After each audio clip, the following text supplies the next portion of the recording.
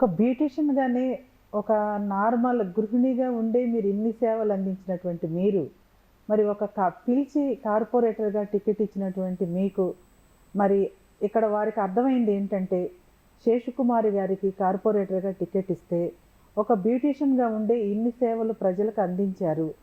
కార్పొరేటర్‌గా అయితే ఇంకా మరిన్ని సేవల్ని ముందు ముందు విస్తరించి వారి యొక్క సేవలు సమాజానికి చాలా ఉపయోగపడతాయి అనేటటువంటి ఆలోచన చంద్రబాబు నాయుడు గారికి వచ్చింది చూసారా?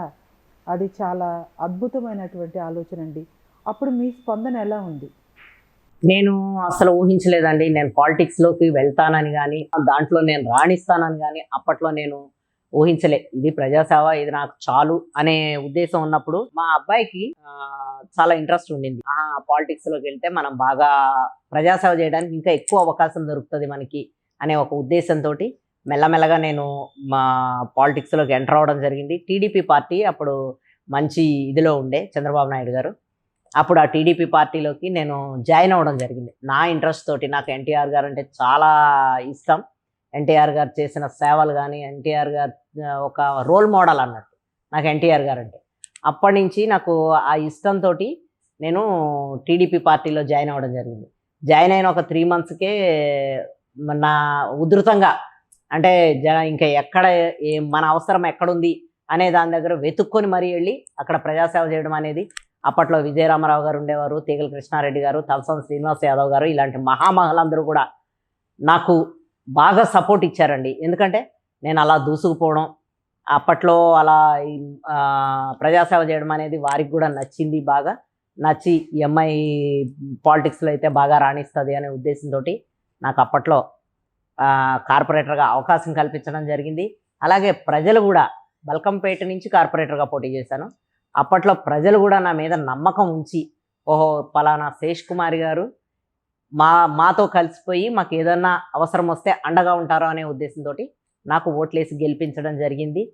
అలాగే నేను గెలిచిన వెంటనే కూడా చంద్రబాబు నాయుడు గారు పిలిచి సిటీ మహిళా ప్రెసిడెంట్ అంటే అప్పట్లో ఇక్కడ డివిజన్లోనే కాకుండా సిటీలో కూడా సేవ చేసే అవకాశం నాకు కల్పించడం జరిగింది. సిటీ మహిళా ప్రెసిడెంట్ గారు అప్పట్లో తీగల కృష్ణారెడ్డి గారు సిటీ ప్రెసిడెంట్గా ఉండేవాళ్ళు. ఆయన నాకు సిటీ మహిళా ప్రెసిడెంట్గా నాకు అవకాశం ఇవ్వడం జరిగింది.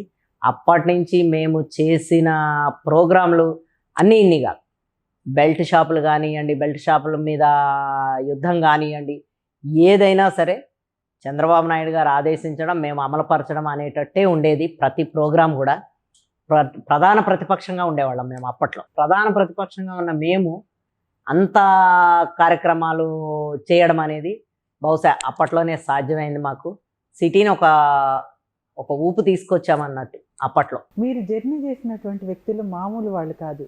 తలసాని శ్రీనివాస్ యాదవ్ గారు, విజయరామారావు గారు, తీగల కృష్ణారెడ్డి గారు, మీరు వారితో కలిపి మరి ఎన్నో సామాజిక సేవా రంగంలో మీరు ఎన్నో విశిష్ట సేవలు అందించినటువంటి మీరు ఒక కార్పొరేటర్గానే పరిమితం కాకుండా మరి సిటీకి కూడా ప్రెసిడెంట్ అయ్యారు అంటే చాలా వరకు మీరంటే తెలియని వాళ్ళు లేరు అనుకోవటంలో ఎలాంటి సందేహం లేదు. అవునండి, అప్పట్లో వీరు ముగ్గురే కాకుండా చాలామంది అండి, చాలామంది పెద్ద నాయకులందరూ కూడా నాకు ఎర్రనాయుడు గారు కానివ్వండి, రావుల చంద్రశేఖర్ రెడ్డి గారు, మండ వెంకటేశ్వరరావు గారు, వీళ్ళంతా కూడా నాకు ఒక వర్లరామయ్య గారు, వీళ్ళంతా కూడా ఒక సపోర్ట్, ఒక బ్యాక్ బోన్ లాగా, ఒక గాడ్ ఫాదర్స్ లాగా సపోర్ట్ ఇచ్చారు. తర్వాత ఇంకా నేను కూడా ఒక కార్పొరేటర్గా సేవలు అందిస్తూ ఉన్నప్పుడు తలసాని శ్రీనివాస్ యాదవ్ గారు సిటీ ప్రెసిడెంట్ అయ్యారు. ఆ సిటీ ప్రెసిడెంట్ అయినప్పుడు ఆయన అడుగుజాడల్లో ఆయన చెప్పిందే చేస్తూ వేదంలాగా ఆయన ఒక గాడ్ ఫాదర్ లాగా మేము ఇచ్చేసుకుని అప్పటి నుంచి కూడా ఆయన అడుగుజాడల్లో మేము నడవడం జరిగింది. ఆయన ఇప్పటికీ కూడా మాకు కావలసినంత గుర్తింపు ఇచ్చి మమ్మల్ని ఎక్కడా కూడా కొంచెం కూడా తగ్గకుండా మా చేత పరుగులు పెట్టిస్తూ పనులు చేయించడంలో కూడా ఆయన కూడా చాలా సక్సెస్ సాధించారు.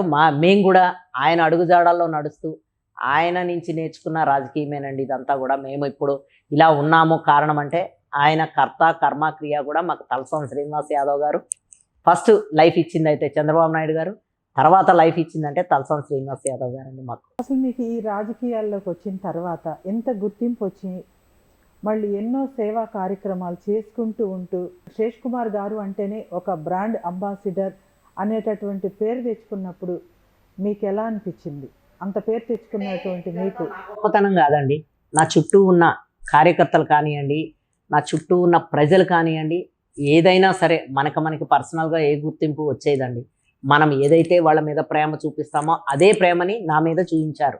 నా కార్యకర్తలు, నా డివిజన్ ప్రజలు కానివ్వండి, సిటీ ప్రజలు కానివ్వండి, ఎవరైనా సరే ఆహా పలానా శేష్ కుమార్ అంటే ఈమె మంచిగా మనతో మాట్లాడుతుంది, మనతో ఉంటుంది, మనతో కలుస్తుంది, మనకి ఏదన్నా అవసరమైతే అండగా నిలబడుతుంది అనే ఉద్దేశాన్ని నేను కల్పించాను. సరే వాళ్ళు కూడా నాకు అండగా నాకు ఉండి మీ వెనకాల మేమున్నాము, మీకు ఎప్పటికైనా సరే మేముంటాము అని కల్పించిన ఘనత మాత్రం నా కార్యకర్తలదండి. నా చుట్టూ ఉన్న కార్యకర్తలది, కోటరీది. నేను చెప్తున్నాను కదా, ఈరోజు నేను జన్మలకి వాళ్ళకి రుణపడి ఉంటానని ఈ మీ ఛానల్ ద్వారా నేను వాళ్ళకు కూడా చెప్పదలుచుకున్నాను, చెప్తున్నాను కూడానండి. వాళ్ళకి ఎన్ని జన్మలు ఎత్తినా కూడా వాళ్ళకి నా కృతజ్ఞతలు ఇదే రకంగా నేను తెలియజేస్తానండి. మీ డివిజన్లో ఉన్నటువంటి ప్రజలు కూడా చెప్పుకుంటూ ఉంటే కూడా విన్న సందర్భాలు ఉన్నాయి. ఎవరికైనా సరే ఏదైనా సమస్య వచ్చింది అని అంటే నాకు సమస్య వచ్చింది అని ముందుంటారు అని అంటారు మిమ్మల్ని. అది కరెక్ట్ అంటారా మీరు? ఖచ్చితంగా నా మీద నమ్మకం ఉంచి నన్ను గెలిపించినప్పుడు నన్ను ఎందుకు గెలిపిస్తారండి? ఎందుకంటే ఏదన్నా సమస్య వచ్చినప్పుడు శేష్ కుమార్ గారు మాతో పాటు ఉంటారు అనే ఉద్దేశంతో మన మీద నమ్మకంతో మనకి ఓట్లేసి గెలిపించినప్పుడు ఖచ్చితంగా మనం వాళ్ళకి అండగా ఉండాల్సిందే. వాళ్ళకి ఏ పని వచ్చినా ఏ ప్రాబ్లం వచ్చినా నేనున్నాను అని ఉండాలి కూడా. ఇలా ఉండడానికి కూడా సపోర్ట్ ఇచ్చింది మినిస్టర్ తలసాని శ్రీనివాస్ యాదవ్ గారండి.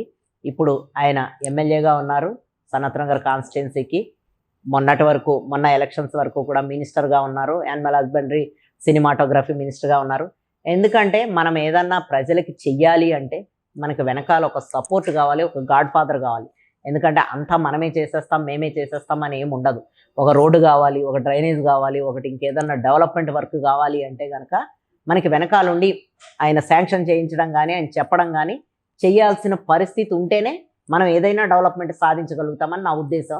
కాబట్టి మా విషయంలో మాత్రం, మా కాన్స్టిట్యున్సీ విషయంలోకి వచ్చిన, మా డివిజన్ విషయంలోకి వచ్చిన ప్రతి దానికి కూడా సార్ ఇది మాకు కావాలి అంటే కనుక నేను ఆఫీసర్లతో చెప్పి శాంక్షన్ చేయించి చేయడం అనేది మా శ్రీనివాస్ యాదవ్ గారి మూలంగానే సాధ్యమైంది.